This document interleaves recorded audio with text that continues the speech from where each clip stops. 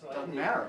Okay. That's what I'm saying. It doesn't matter because Thanksgiving 2010. Raj, thanks for the great job on the turkey. We're going to say hi to the those are the those are the family who can't be here. Hello.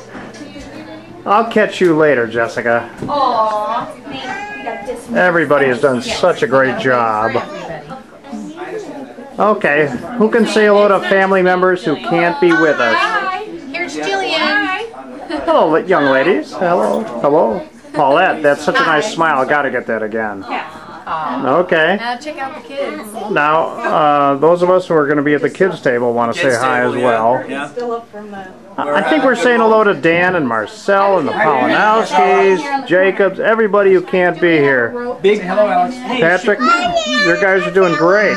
show Grandpa that you can I take a think big the bite. only ones I missed, I should have brought my airline harness though. I somehow missed Jessica and Nate.